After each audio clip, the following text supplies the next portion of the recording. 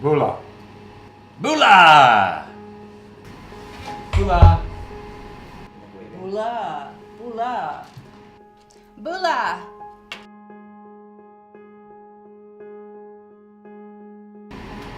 It was 10 years ago, and in fact, my time in Fiji was when we were celebrating the 10th anniversary of HKIS's connection with Rukuruklevu, and it was just a wonderful interim. It was a chance to slow down and live the way we really all should live, which is quietly and peacefully and thoughtfully and not rushing. Here in Hong Kong we spend a lot of time rushing, but we were outside. We played with your children, who probably now, because it's 10 years ago, are all adults. But I remember trying to climb up a tree behind one of them. That was fun. When I think of Fiji, I think of warmth, and in particular in two different ways. Obviously the weather itself, it's always super hot every time I've been there, but then also the warmth of the people. It's such appropriate that the human culture has a lot in common with the climate of Fiji as well. So, and I just think of good times, nice people, and just a beautiful, beautiful environment with so much greenery and natural beauty in the country. It's hard to describe in a few words, but I would say that it was very fun, relaxing, but also tiring at the same time. I remember in the evenings just sitting around singing songs around the campfire and so forth, and being very relaxed, but then not being able to sleep at night very well because everyone was up still singing, and it was so hot and humid. So by the end of the week I would be exhausted. I went to Fiji 2 different years. I was supposed to go a third year. My time in Fiji has been some of the greatest memories that I have, some of the best photos that I have. I was able to spend 2 years living in Jella's house, in his bedroom, and spending time with his family, my family. And it was wonderful, just right next to the community house where I would eat my meals and talk with people and learn from people and drink kava. My time in Fiji is memorable, and I'm so grateful to be part of the Facebook group to where I still see photos along the way and can keep connected with friends and family. My time in Fiji started back in 2007. That was the first trip that I went on. And I remember that first year being challenging because I had young children left at home, and the impression that tow made on me, especially in some of the other villagers, because they knew that was a difficult trip being away from my young children, is still like, remains in my head as one of those things that made me fall in love with Fiji, was just how they embraced me and made me feel part of family, like in a very genuine way. So my time in Fiji has always been about reconnecting with what feels like my Fiji family. It's bright, sunny, happy, smiling faces of the villagers, and always something I really looked forward to.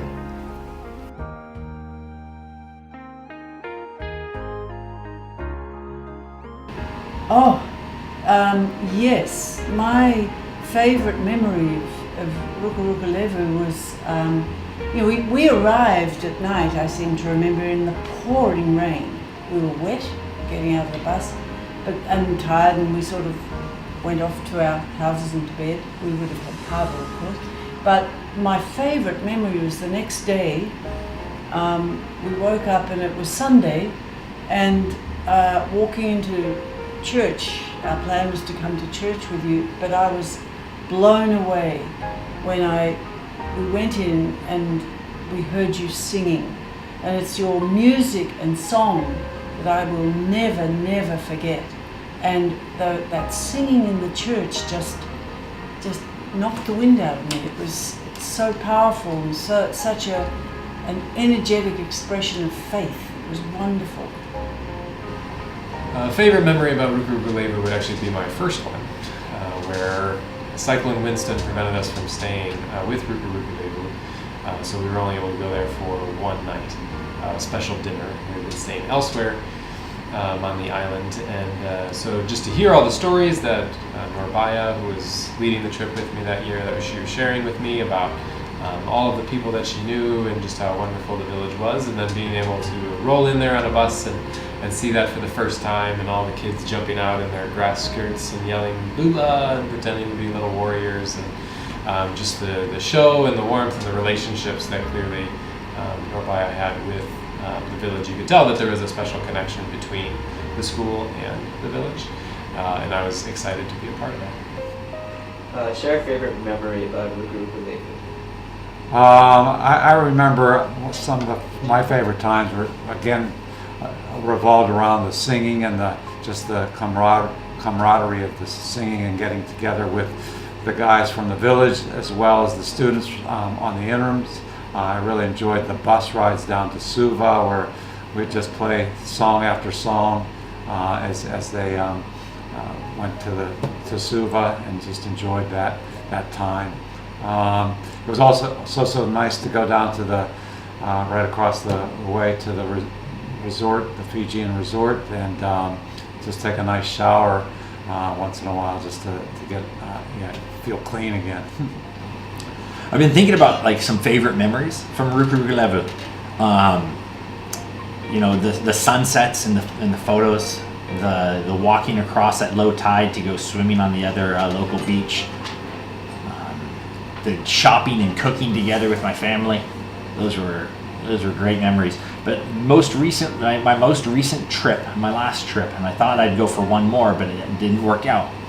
But I was golfing with Blue, and we would spend time, and he brought out his golf clubs, and we would hit golf balls out into the low tide. And I remembered that, thinking the next time I go back to Fiji, I'd actually like to go golfing with him at the resort.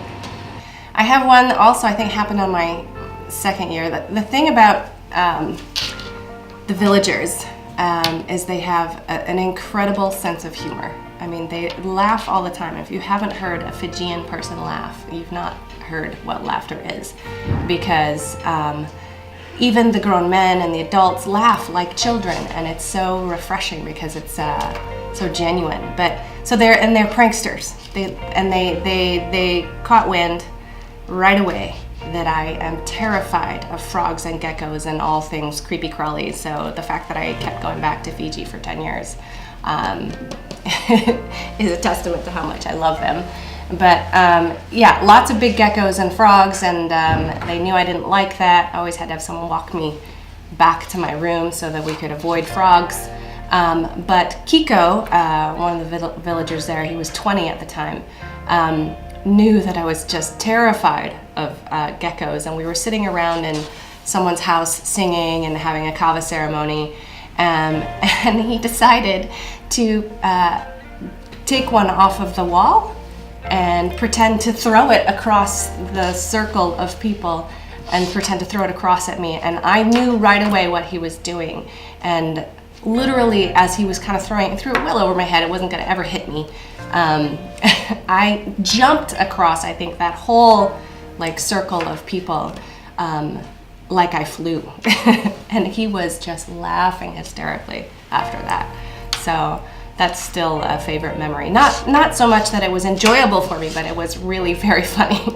Another favorite memory, of course, is another good friend of mine, James, who has a beautiful singing voice. I happened to be very fortunate enough to be there for his wedding, and that was a really special time too. So I think that's another one that I have.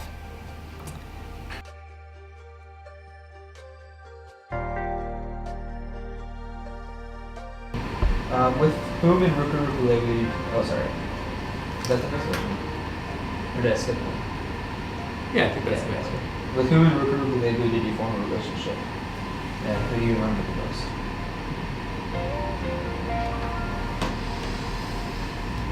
I think I've gotten to know Wame and Kine the most because of their role on the committee and so much of the coordination that they've done. I'm in contact with them more than anybody else.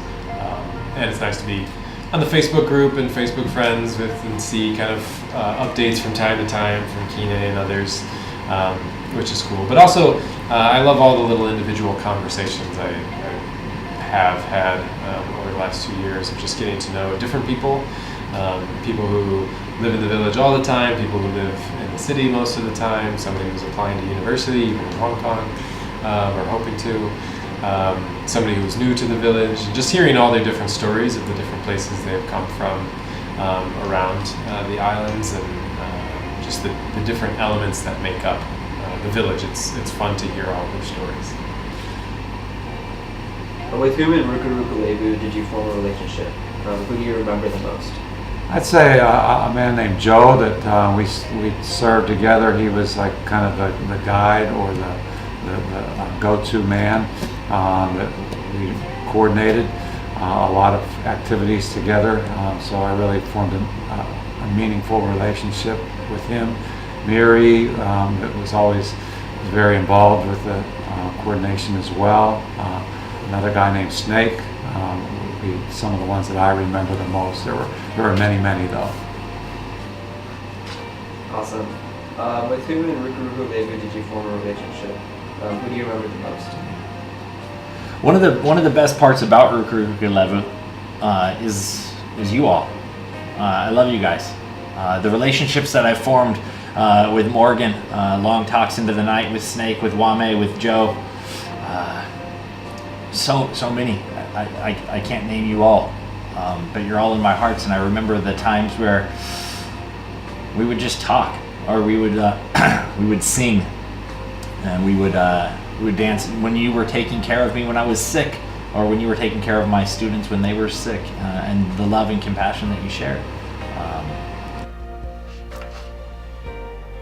With whom in Rukuruklevu did you form a relationship with you? How long do we have? I would have to list everybody. I mean, because I have such a history with them. My own family has been there. Children, all and names sometimes escape me, but I have so many of the people there that I've connected with. I mentioned James, who sings beautifully and was at his wedding. Of course, my host family, I had Snake, Salome, Nate, and Snake and Nate's two children, Boke and Francis. And Nani, who I used to stay in her room. They're very, very special to me. Then there, of course, is Joe in the village, Fiji Joe, and just kind of his wisdom and the stories he has from being in the military. So many people, I can't even begin to get to all of the women who, that have made my time there memorable. They're all, each of them have left an impression on me. And I can't actually name everyone. All of the children. Chocho, of course, Chiki Chocho and the other children. I remember my first trip there, I met a little boy named Ape. And he is around the same age as my son, so 15, 16, something like that. And I remember him because he was, I think, only 5 at the time, and had this big grinning face. And I remember taking a picture of him and then bringing him back and showing him pictures to my family. And then the day that my family actually went, and he got to meet my son, and they were playing together. And yeah, so everybody.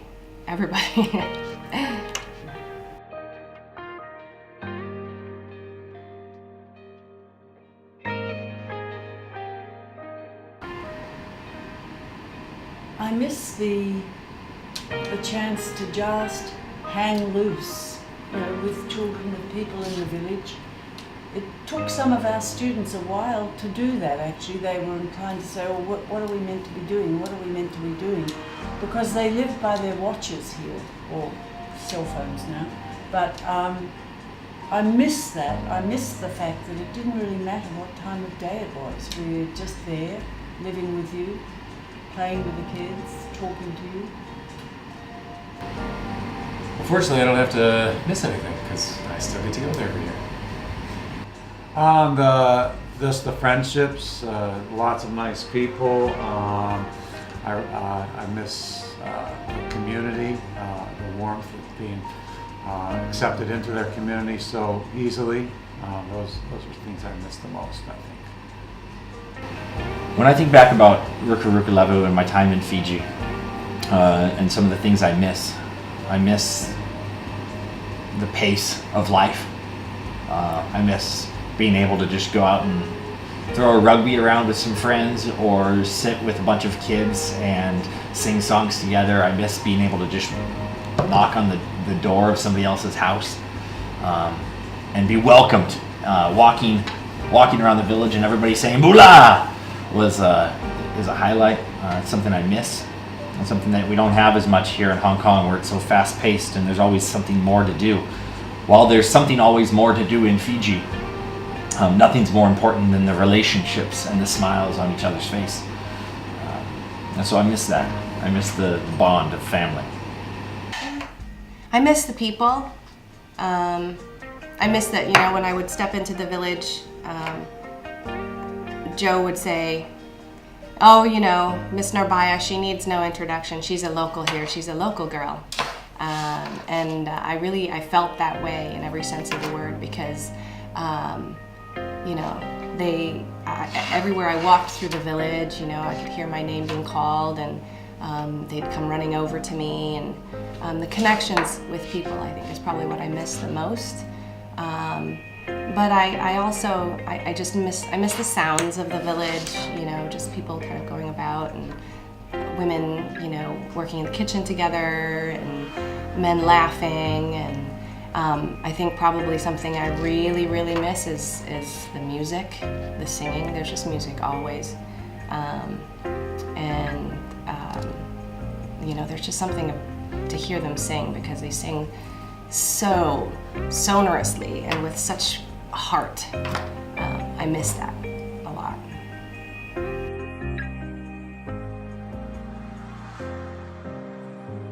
And how important it is to not live according to our clocks and always feeling we have to move forward and be somewhere or do something. I learned the importance of enjoying the moment, actually. I didn't realize then that's what I was doing, but I can see it now.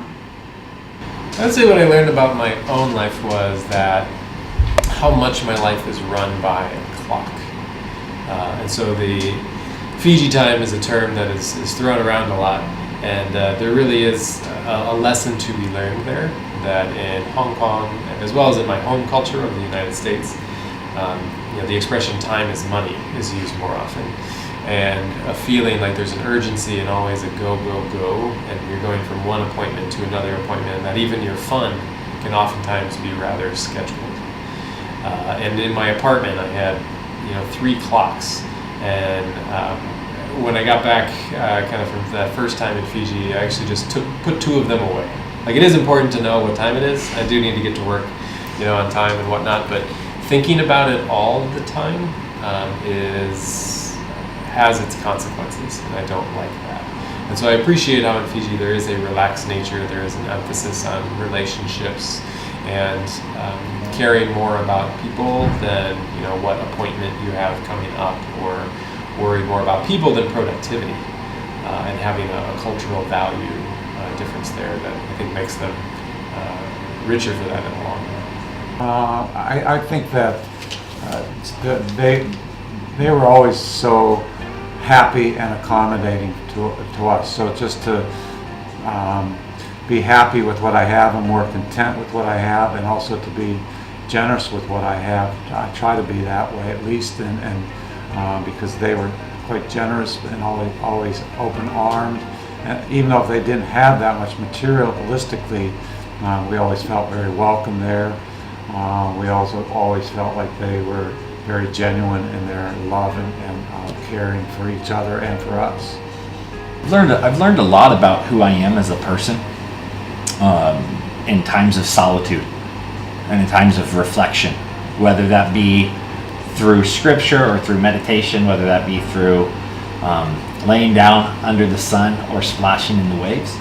I think taking time to reflect upon the strengths that I have, the love that I have for people, and reflecting upon all those things, those are life lessons. Specifically, I think the idea of just having fun, even in the work, is something that I've known, and Fiji helped teach me to have fun through the work.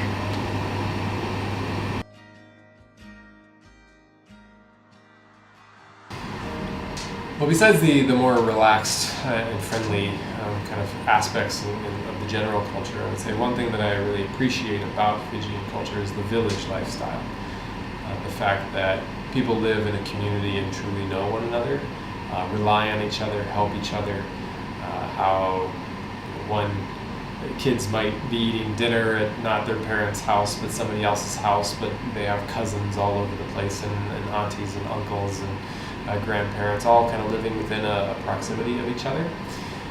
Whereas in contrast in Hong Kong, I live across the hall from somebody who I've lived across the hall from them for 2 years, and we've only had 2 conversations ever.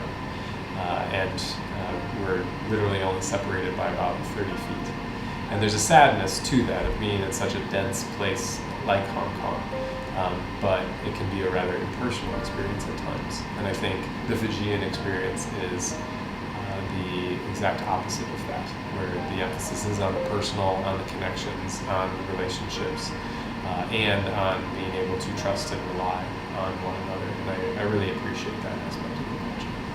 I admire that they really uphold their Christian values of caring for each other, having a community together, and the love that they have for each other. It seems to be very genuine, so I admire that. I admire the way that families connect. I admire the fact that spirituality plays a role in the Fijian culture. While church looks different in the United States or in Hong Kong than it does to Fiji, having the church in the middle of the community is something I admire. But I admire the way that people show love to one another, right? And you love one another, and that is true religion. You don't need a brick and mortar. You don't need a building. You don't need somebody to lead you through that. But you do need to love one another, and I've learned that. I know that. I believe in that, and Fiji shows that. Well, aside from the Fiji time and the taking time with people, the music, it's always been something I look so forward to, especially their own songs. And they know every time that I was there, they would always make sure to sing Ona Marasia, which is my favorite Fijian song. But not only that, just anything that they sang, they anyone in the village, I feel like, can pick up a guitar and just play it, and all of the visits to schools, you learn that's just, they learn so much about their own culture at school and singing the songs that are important, and music really is such an important part of their culture, and it's what I really, really appreciate, I think, the most, because it's a universal connector. Everyone, who can appreciate music can connect on that, so, yeah.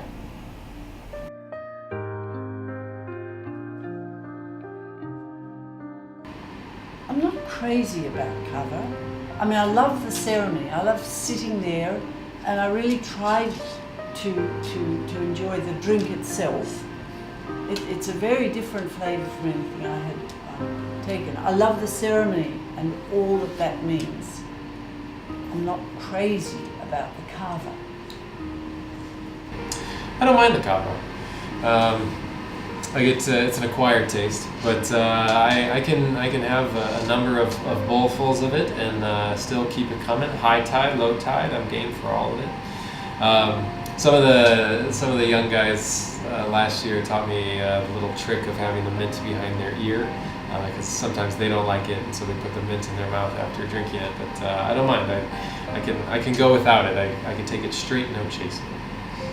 I remember it just always giving me a numb feeling in my mouth and my lips, and I didn't really care for the taste that much, but it was okay. And then it would always make me feel a bit groggy in the mornings, the morning after. The kava is fine. I like the kava. I've had a lot of kava. There was one night I had a lot of kava. People said, "Oh, I think the kava made me sick." No, I don't think so. The kava didn't make me sick. I don't think the kava made any kids sick, but I think them not washing their hands might make them sick. But the kava is fine. Would I order it at a restaurant? No, I wouldn't. But when it's done high tide or low tide, it's good because you're with people. And Morgan, I want you to have a real big high tide for me, all right? After 10 years, you know, it is definitely an acquired taste. It wasn't my favorite, and certainly I wasn't going back so much, but you know, like they said, if you haven't had kava, you haven't been to Fiji. What I appreciate about the kava is actually the experience of sitting around with people and drinking it. Maybe not the taste so much, but just that part of it. And again, you know, when my own family came, you know, we sat around and had kava at Snake's house where we would always stay. It's what they used to use that as the community hall before they built the community center, because it's got a big front room, and we were all sitting in there, and it's just kind of so peaceful. There's always someone singing and someone preparing the next round of kava, and just sitting and laughing, and I think that's the side of it that I really like. It brings everyone kind of together. It's the focal point, and it's not always about the special occasions, although it's certainly important then, but it's about connection and people.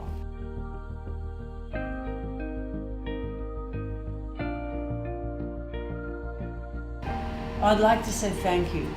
Thank you for opening your homes and your hearts. Thank you for teaching us how to take time for what really matters, which is being with each other, being with you, and engaging in a life, in a place which is so very, very beautiful. The sunsets I'll always remember, looking across the water behind the village and with the kids playing on the edge. I mean, those are images I'll never forget. Thank you. I think it was Moava or something like that, and it's been a while, but yeah, thank you for the good memories. It was a great time. I miss you all. Thanks. Rukuruklevu, I miss you guys. The photos I look back at, I have my book that I read, How to Count from 1 to 10. My kids love looking at the book. I tell them stories about Fiji. I think about Rukuruklevu often. I think about you all often. My heart goes to you guys.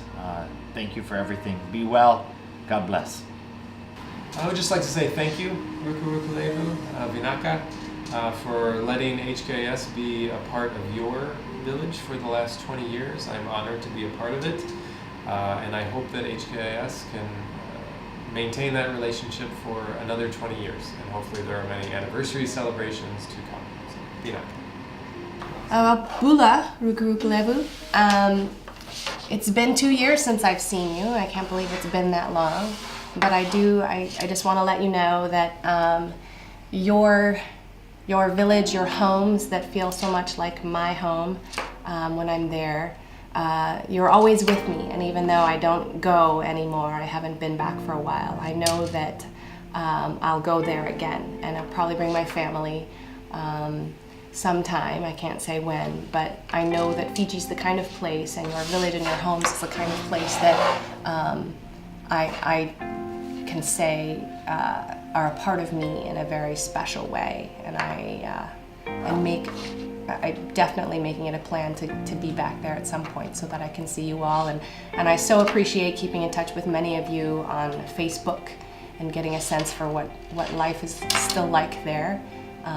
It's comforting. It was always comforting for me to come back and visit you and know that in the busyness of my life, I could come there and things would be the same, and that you would welcome me in the same very genuine and loving way. So I want to thank you, Vinaka Rukuruklevu, for what you've given me in the time that I've been there. Vinaka. Vanaka. Vanaka. Vinaka. Vinaka.